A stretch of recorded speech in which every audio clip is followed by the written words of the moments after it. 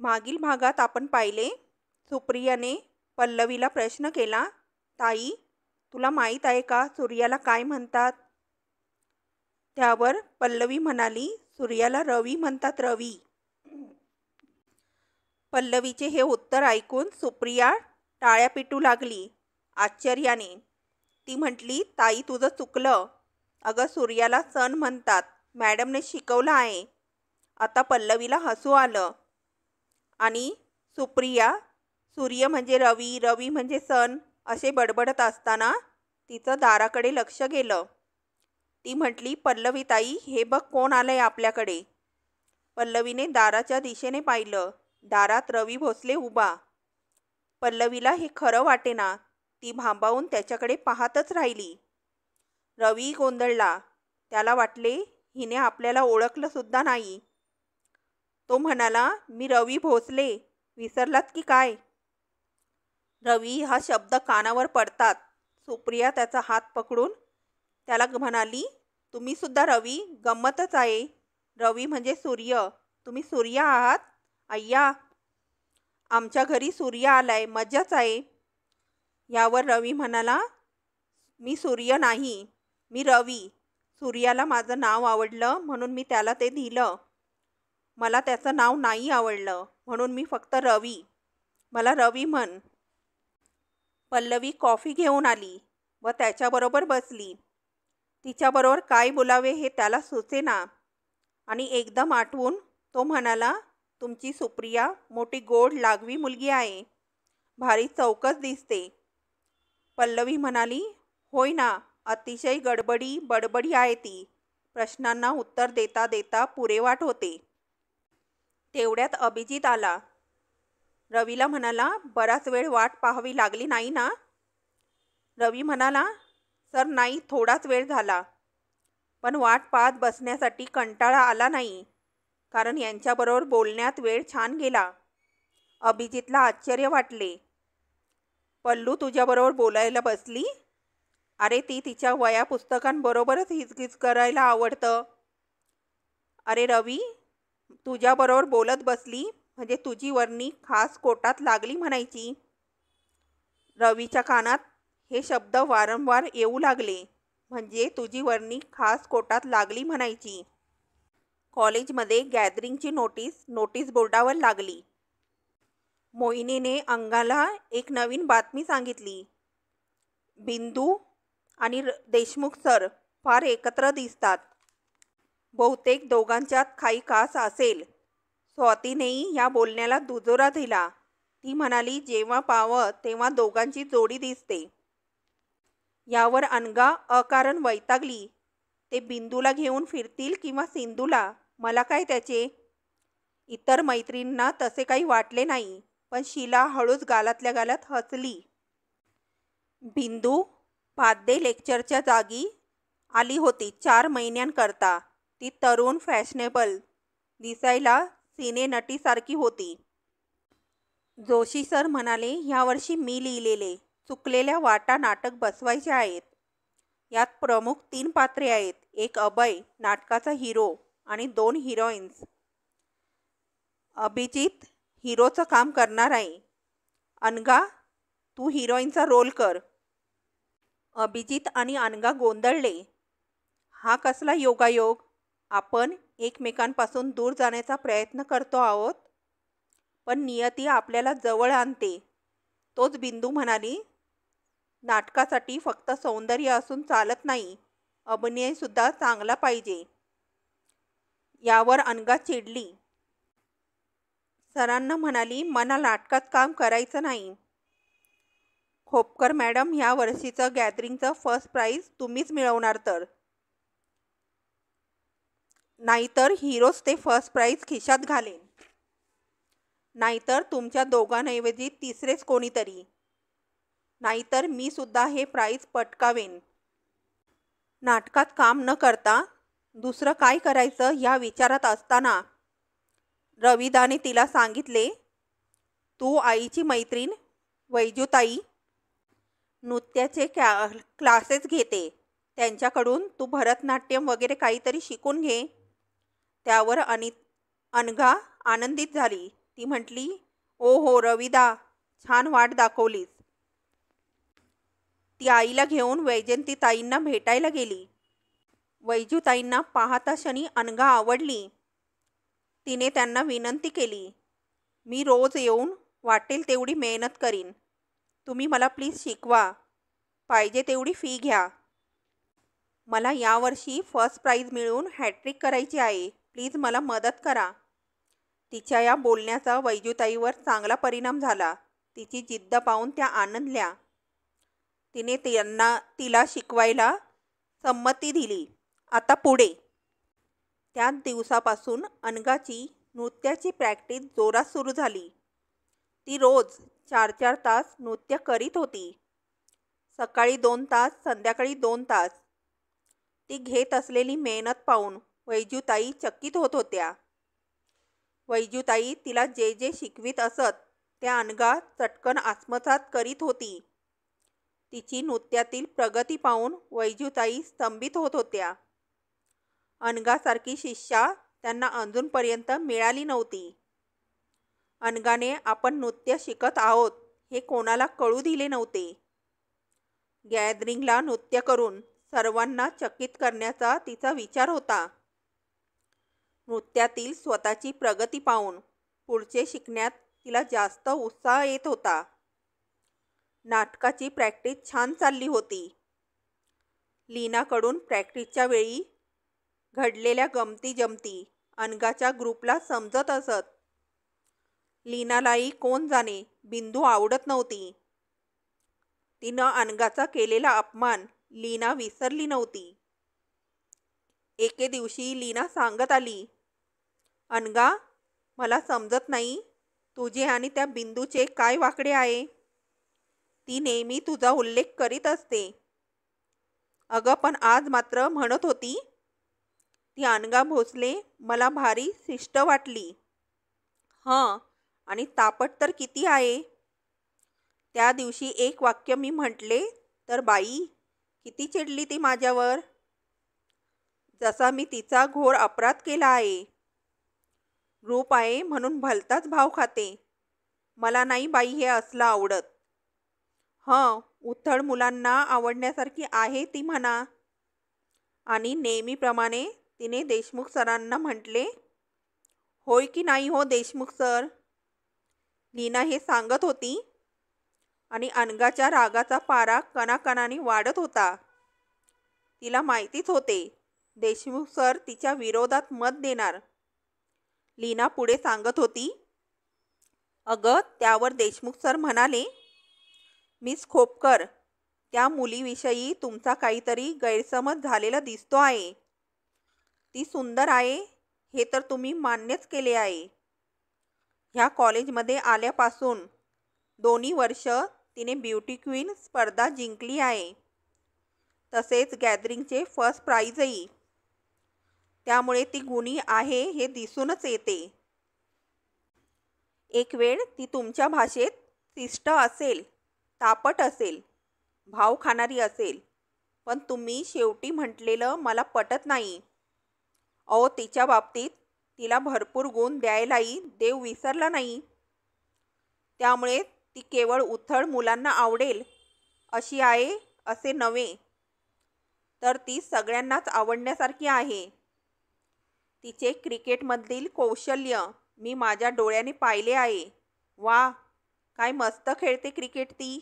अगदी डोळे सुकावतात. अय्या, लीने, खरंच देशमुख सर आपल्या अनघाबाबतीत असे म्हणाले? आनंदित होत शीलाने विचारले. होय तर. अगं पुढे तर ऐक ना. हे सर्व ऐकून खोपकर मॅडमनी लगेचच सरांना विचारले, तुम्ही तिचे एवढे कौतुक करता आहात तेव्हा तुम्हालाही ती आवडत असेल नाही? मग काय झालं म्हणाले सर? शीलाने तातडीने विचारले. अनघ्याच्या चेहऱ्यावरील आनंद आणि डोळ्यातील अधीरता शीलाने पाहिली होती ना. अगं सर तर काहीच बोलले नाहीत. त्यांनी त्यांचे शशी कपूर टाईप स्माईल केले. मग प्रॅक्टिस सुरू झाली आणि खरी गंमत तर पुढेच झाली ग. काय मजा आली? ए लीने, सांग ना लवकर, काय मजा आली? सर्वांनी आग्रह केला. जोशी सर आले. प्रॅक्टिसला सुरुवात झाली. जोशी सरांनी खोपकर मॅडमना त्यांचे डायलॉग म्हणायला लावले. अभय, अभय, प्लीज असे म्हणू नका हो. मी ते सहन करू शकत नाही. अभय, तुम्ही तुमच्यावर खरेखुरे प्रेम केले आहे, करते आहे आणि जगाच्या अंतापर्यंत करतच राहणार. मी किती दुःख, कष्ट सहन करायला तयार आहे. पण अभय, तुम्ही माझ्यापासून दूर जाऊ नका, दूर जाऊ नका. त्या वैशालीसाठी मला दूर लोटू नका. माझ्यावरील तुमचे प्रेम तुम्ही विसराल, पण मी ते विसरू कसे? कसे विसरू तुम्हाला अभय? अगं हो लीने, तुला तुझे नाटक संपूर्ण पाठ आहे हे आम्हा सर्वांना माहीत आहे. तेव्हा तुझी गाडी रुळावरून स्पीडने धावू लागली आहे. तेव्हा तिला ब्रेक लाव, नाहीतर आम्हाला चैन ओढावी लागेल. मंजुषाने हसत टोला दिला आणि सर्वांनाच हसू आले. ए लीने, ही होय ग तुझी खरी गंमत. पुन्हा सगळ्या हसू लागल्या. लीना वैतागून म्हणाली, वा, मला काही समजत नाही की काय? राहू द्या, तुम्हाला पुढची खरी गंमत ऐकायची दिसत नाही. उगीचच नाही मी तोंडाचा पट्टा सोडला होता. पुढे आपल्या अनघाचा संबंध होता म्हणून एवढे सांगत होते. पण राहू दे. तिच्या ह्या बोलण्याने सर्वांची उत्सुकता ताणली गेली. सगळ्याजणी पुन्हा तिला सांगण्याविषयी आग्रह करू लागल्या. ए लीने, प्लीज सांग ना, त्यामध्ये माझा संबंध कुठे येतो ते? अनघाने विनवणी केली. लीना पुढे सांगू लागली. अगं मेघा, हे एवढे यासाठी सांगितले की त्यामुळे तुम्हाला गंमत चटकन समजेल. अगं त्या खोपकर मॅडमने हे सर्व डायलॉग अगदी जोशमध्ये म्हटले. शेवटी तर आवाजही तिने हळूवार ओलसर केला. पण आणि ती हसू लागली. ए लीने, तुझे हसणे थांबव आणि गंमत सांग प्रथम, म्हणजे आम्ही तुझ्या हसण्यात सहभागी होऊ. आपले हसणे आवरत लीना सांगू लागली. अगं खोपकर मॅडमने शेवटी एक गफलत केली. ऐका अभय, तुम्ही माझ्यापासून दूर जाऊ नका. त्या अनघासाठी तुम्ही मला दूर लोटू नका. अय्या, म्हणतेस काय लीने तू? कोरसमध्ये आवाज आला. खरंच ग, भारी मजा आली असेल नाही? अंगाई संकोचली. तिला काही सुचेना. आपले नाव कसे बरे घेतले असेल त्या बिंदूने? माझा तर अगदी द्वेष करते, तरी तिने त्यांचा माझा संबंध अनघा घोटाळली. हे सारे अगदी विचित्र झालेले दिसते आहे. हो, त्या बिंदूच्या मनात देशमुख सरांविषयी नक्कीच काहीतरी खास आहे. अनघा, आज तू जिंकलीस. मी सांगितल्याप्रमाणे, मी पाहिलेल्या स्वप्नाप्रमाणे आज तू मला जिंकून दाखवलेस. मी म्हणाले होते ना अनघा तुला, अनु, तू एवढी उंच भरारी घे. आपले गुण देशमुख सरांना दाखवून दे. ज्या तोंडाने देशमुख सरांनी तुझ्या गुणांची वजाबाकी केली, त्याच तोंडाने आज त्यांनी तुझ्या गुणांची बेरीज केली. बस अनघा, आज मला खूप आनंद होत आहे. देशमुख सरांनी थोडक्यात आपल्या चुकीची दुरुस्ती केली म्हणायची. शीलाचा आनंद तिच्या शब्दात व्यक्त होत होता. ए अनु, माझे ऐकून तू हे जिंकलीस तसे, आणि एक ऐकणार का? सांग ना, काय ऐकू तुझे? अनघा, आता तू सुद्धा सरांविषयीचा तुझ्या मनातील रोष काढून टाक. पाहू काढणार ना? अनघाला काही सुचेना. काय उत्तर द्यावे शीलाला? त्या वेडीला कुठे माहीत आहे? त्यांच्याविषयी माझ्या मनात राग असला तरी तो राग केव्हा केव्हा हळूच पळून जातो आणि त्या रागाची जागा छे यातील कोणालाच काही समजायला नको. अनघा अशी गप्प राहिलेली पाहून शीलाला वाईट वाटले. ती हताशपणे म्हणाली, ठीक आहे, तुझा राग जाणार नाही तर. ए शीला, मला आज फार उशीर झाला बघ. रोज 12च्या आधी जाते मी. आज इथेच 12 वाजलेत. पळते आता मी. अनघा गडबडीने निघाली. अनघाला सारखे सारखे लीनाचे शब्द आठवत होते. हं, म्हणजे सर्वांना आवडण्यासारखीच आहे ती. वा, म्हणे सर्वांना आवडणार. पण तुम्हाला कुठे आवडते मी? अनघाला वैजूताईंच्या घरी जायला नेहमीपेक्षा थोडा उशीर झाला. वैजूताई तिचीच वाट पाहत होत्या. कौतुकाने म्हणाल्या, रोज वेळेआधी येणारी तू आज उशीर कसा केलास? ओ सॉरी वैजूताई, आज मैत्रिणींच्यात थोडा वेळ जास्त गेला. अनघा तयार झाली. तिने नृत्य करण्यास सुरुवात केली. आजचा तिचा आवेश, नृत्यातील प्रगती पाहून त्या खरोखरी आनंदल्या. त्या मनातच म्हणाल्या, शिष्या असावी तर अशी सुंदर, मेहनती, चटकन सर्व आत्मसात करणारी. अशी सुंदर नाचली तर का नाही फर्स्ट प्राइज मिळणार? घामाने डबडबलेली अनघा थांबली. वैजूताईंकडे पाहत तिने विचारले, ठीक आहे ना, की काही चुकले? वा, आज तर तू खूपच छान नाचलीस. अगदी एकही चूक न करता. शाब्बास अनघा, किती थोड्या वेळात तू खूप शिकलीस. अनघाने नृत्याची आपली तयारी पूर्ण केली. ब्युटी क्वीनच्या स्पर्धेसाठी तिने नाव दिले होते आणि रवीच्या सल्ल्याने तिने शकुंतलेचा ड्रेस निवडला होता. आणि त्याच वेळी तिच्या रविदाने तिला चिडवले होते. अनु, शकुंतला तयार झाली. आता मला दुष्यंतासाठी शोधत फिरावे लागणार. आजपासून कॉलेजचे गॅदरिंग सुरू झाले. गॅदरिंग, कॉलेजमधील 4 दिवसांची दिवाळी. विद्यार्थ्यांचा खराखुरा सण. विद्यार्थी उत्साहात वावरत होते. कॉलेजचे संपूर्ण वातावरण उत्साहाने भरले होते. पहिल्या दिवशी प्रदर्शन आणि फन फेअर होते. दुसऱ्या दिवशी सकाळी मैदानी स्पर्धा, संध्याकाळी नाटक. तिसऱ्या दिवशी सकाळी ब्युटी क्वीन स्पर्धा आणि संध्याकाळी विविध गुणदर्शन. आणि चौथ्या दिवशी सकाळी अल्पोहार आणि संध्याकाळी बक्षीस समारंभ. असा 4 दिवसांचा भरगच्च कार्यक्रम होता. पहिला दिवस पार पडला. रात्री रवीने अनघाला विचारले, अनु, उद्या होणाऱ्या मैदानी स्पर्धेत तू भाग घेणार आहेस ना? नाही रे रविदा, अगदी कशातच मी भाग घेणार नाही. काहीतरीच काय? मागच्या वर्षी कशीच बक्षिसे मिळवली होती आपण दोघांनी. संपूर्ण कॉलेजमध्ये कसे आपल्या दोघांचे नाव गाजत होते. अनघा भोसले, रवी भोसले. तेव्हा तुझे काही चालणार नाही. तू सुद्धा उद्या होणाऱ्या स्पर्धेत भाग घ्यायलाच पाहिजे. अरे पण रविदा, ह्या वर्षी छोट्या बक्षिसांकडे माझे लक्षही गेले नाही.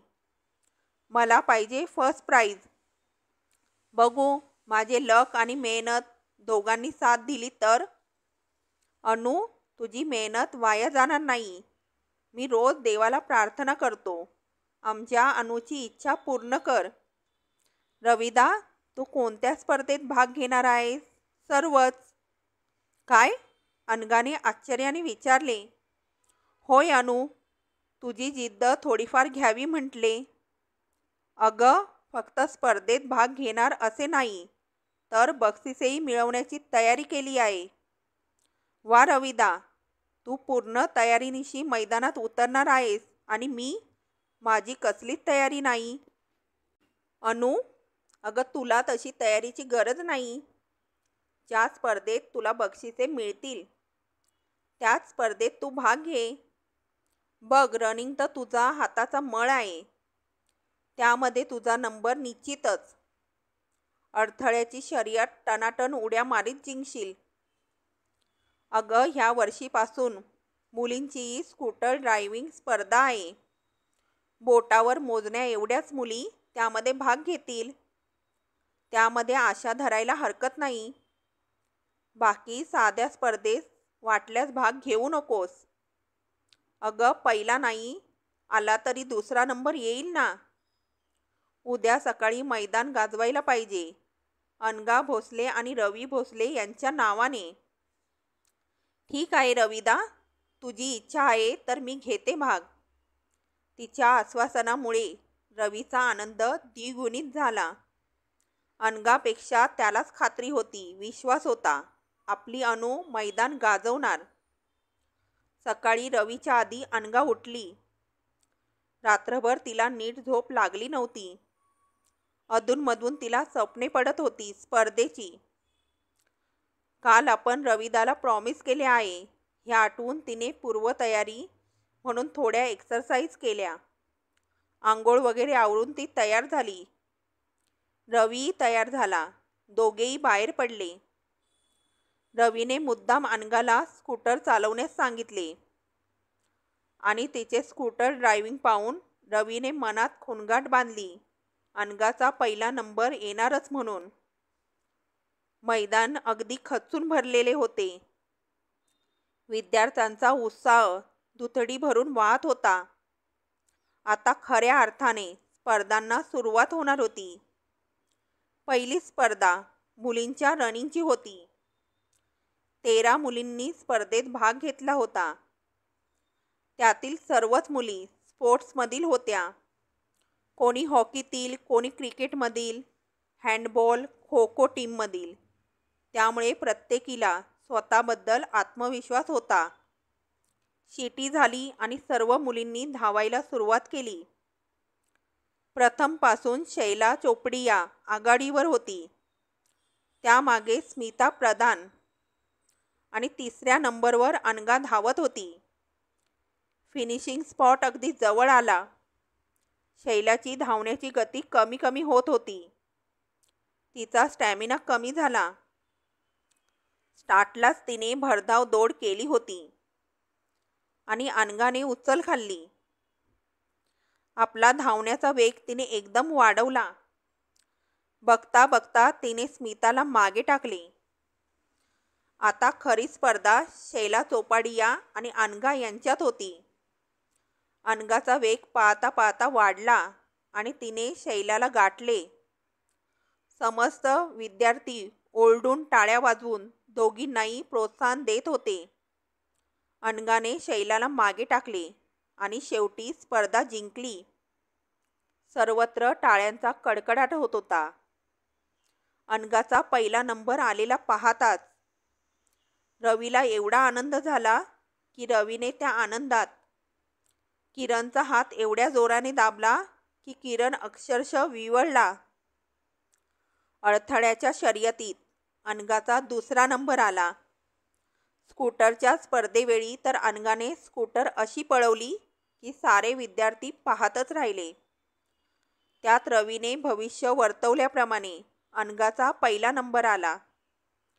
3 बक्षिसे अनघाच्या नावावर लागली.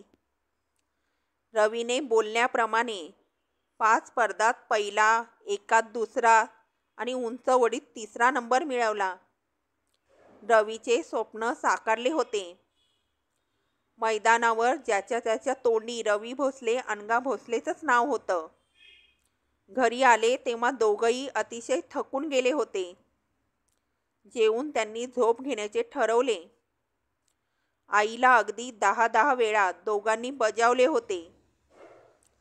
4 वाजता उठवायचे लक्षात ठेव, नाहीतर नाटकाचे मध्यंतर आणि आमचा तेथे प्रवेश एकाच वेळी व्हायचा. सुमतीबाई आणि नाना मुलांचे आजचे यश पाहून आनंदले होते, भारावले होते. त्यांचा ऊर अभिमानाने भरून आला होता.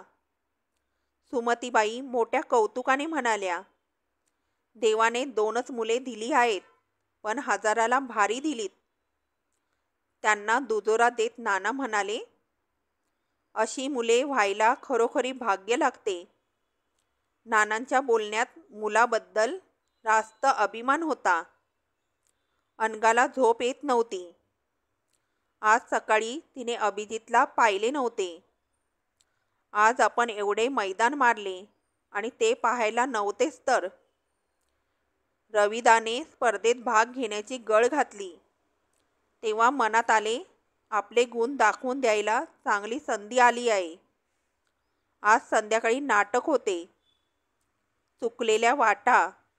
अनघाला कधी एकदा नाटक सुरू होते असे झाले होते. 4 वाजले.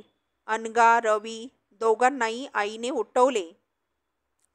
चहा वगैरे घेऊन सर्व काही आवरून दोघेही बाहेर पडले.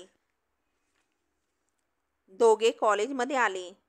नाटकाच्या हॉलकडे जाताना रवी म्हणाला, अनु, नाटक संपल्यावर हॉलच्या पाठीमागच्या रूमकडे ये. मी तिथेच असेन. आणि तो मुलांच्या बाजूकडील दरवाजाकडे वळला. अनघाने आपला पास दाखवून आत प्रवेश केला. हॉल अगदी खचाखच भरला होता. अनघाच्या मैत्रिणींनी तिच्यासाठी जागा धरून ठेवली होती. हॉलमध्ये अगदी गलबलाट चालला होता. अगदी भाजी मंडईचे रूप आले होते. पहिली बेल झाली. सर्वांना शांत बसण्याचे आवाहन करण्यात आले. दुसरी बेल झाली आणि सर्वांचे लक्ष पडद्याकडे लागले.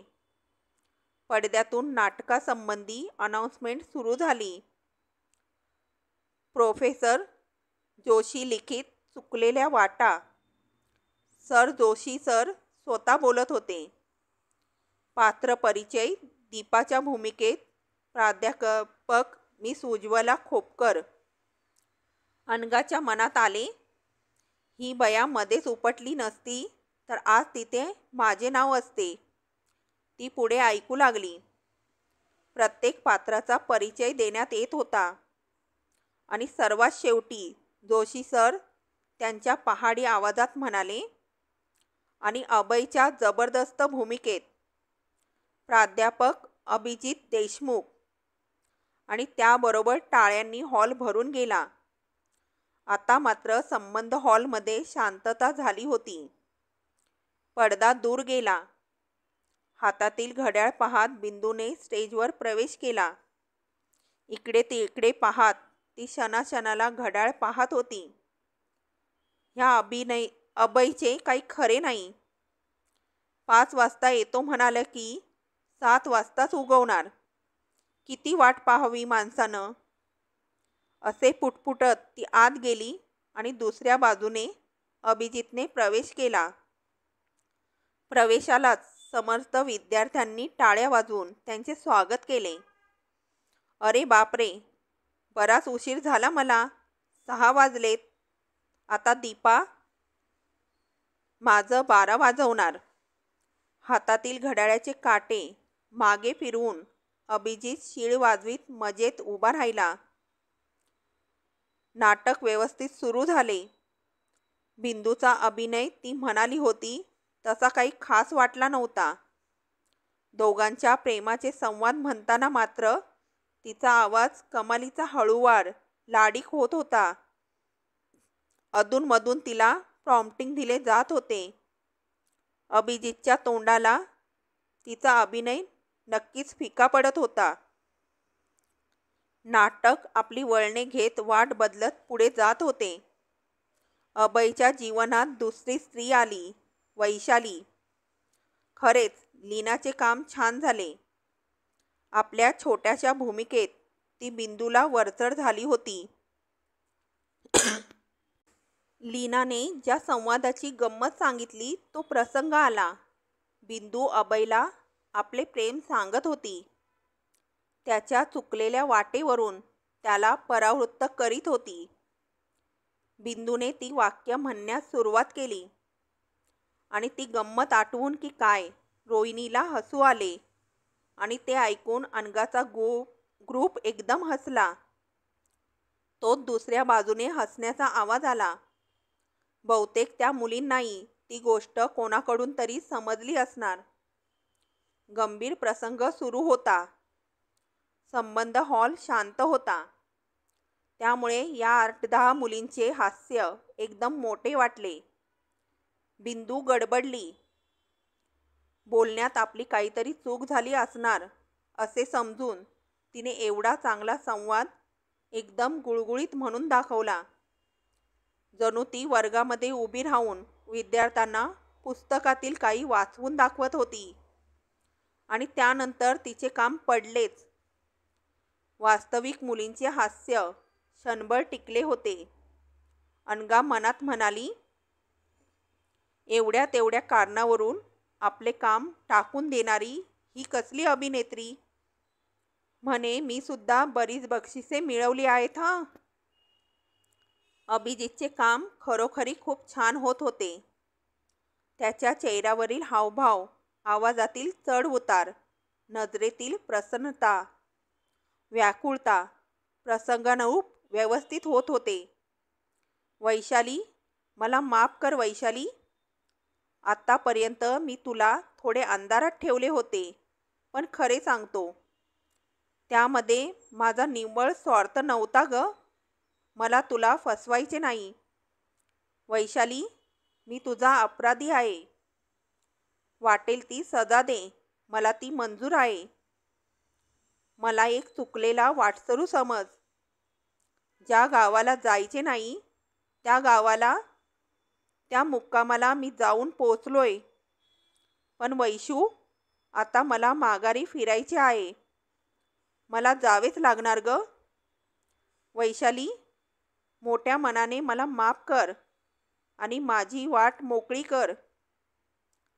तुझे प्रेम परत घेऊन, नाहीतर मी तुमच्या दोघींच्या प्रेमाच्या ओढाताणीमध्ये वेडा होईन, पूर्ण वेडा. वैशू प्लीज. त्यावेळचे त्याचे ॲक्टिंग आणि संवाद हृदयाला जाऊन भिडत होते. परिस्थितीच्या विचित्र जंजाळात अडकून तो वाट चुकला होता. 2 तरुणींवर प्रेम करणाऱ्या या प्रेमवीराने सगळ्यांच्या हृदयाला जागा मिळवली. सर्वांच्या हृदयात जागा मिळवून सहानुभूती मिळवली. शेवटी तो परिस्थितीला सामोरा गेला आणि चुकलेल्या वाटेवरून परत फिरला होता. नाटक संपले. सर्वांच्या तोंडी अभिजितचे नाव होते. अनघालाही त्याचे काम आवडले होते. मनाशी तिने ते कबूल केले होते. शीला म्हणत होती, किती सुंदर काम केले नाही. देशमुख सरांनी अगदी जिवंत अभय डोळ्यासमोर उभा केला. आपल्या अभिनय सामर्थ्याने. नाहीतर ती बिंदू, छट. त्यापेक्षा आपल्या लिहिण्याचे काम कसे मस्त झाले आहे. गर्दीतून वाट काढत अनघा कशीबशी हॉलच्या मागील रूममध्ये आली. पण तेथे ही गर्दी. तेथे रवी तिला कुठे दिसेना. ती मनोमन घाबरली. बाई ग, कुठे गेला रविदा? ह्या गर्दीत चुकामुक झाली तर? 9 वाजून गेलेत. एवढ्या रात्री एकटे जाणे म्हणजे छे. छे नुसत्या विचारानंच ती घाबरली. गर्दीत तशीच पुढे गेली. रूमच्या दारात बरीच गर्दी होती. पण आत जाण्याचे कोणी धाडस करीत नव्हते. कारण नुकतेच कॉलेजचे प्रिन्सिपॉल आले होते ना. अनघाला ही कल्पना नसल्यामुळे ती आत गेली. प्रथम तिची नजर पडली ती रवीवर. रवीला पाहून तिच्या मनातील भीती दूर झाली. तोच तिची नजर पलीकडे गेली. कॉलेजचे प्रिन्सिपॉल अभिजितचा हात हातात घेऊन त्यांचे अभिनंदन करीत होते. प्रिन्सिपल निघून गेले. रवी पुढे गेला. सर, तुमचे काम एकदम टॉप झाले. एकदम मस्त. अभिनंदन. थँक्यू रवी. अभिजित आणि पुढे काहीतरी बोलणार होता. पण एवढ्यात त्याचे लक्ष अनघाकडे गेले. अनघाला काही सुचेना. पुढे होऊन अभिनंदन करू की नकोच. तो तिला आठवले, क्रिकेटची मॅच आपण जिंकली त्यावेळी त्यानेच तर आपल्याला गर्दीतून बाहेर काढले होते आणि चक्क आपले अभिनंदन केले होते. मग आपण का असला स्वभाव कोता करावा. त्याने ज्या शब्दात आपले अभिनंदन केले त्याच शब्दात आपण त्यांचे अभिनंदन करावे. शब्दांची परतफेड. मंद हसत अनघा पुढे झाली. आज तुम्ही फार उत्कृष्ट काम केले. आवडले मला. ह्या कॉलेजची विद्यार्थिनी ह्या नात्याने मी तुमचे अभिनंदन करते. अनघाचे हे गोड बोलणे हसणे पाहून अभिजित मनातच 4 फूट उडाला. अरे, ह्या लवंगी मिरचीला एवढे गोलही बोलता येते तर. अभिजित तिच्या अभिनंदनाचा स्वीकार करीत हसून म्हणाला, तुमच्याकडून अभिनंदन हे मी माझे भाग्य समजतो. Thank you very much. रवीने अभिजितचा निरोप घेतला. पुन्हा गर्दीतून वाट काढीत अनघा आणि रवी स्कूटरपर्यंत पोचले.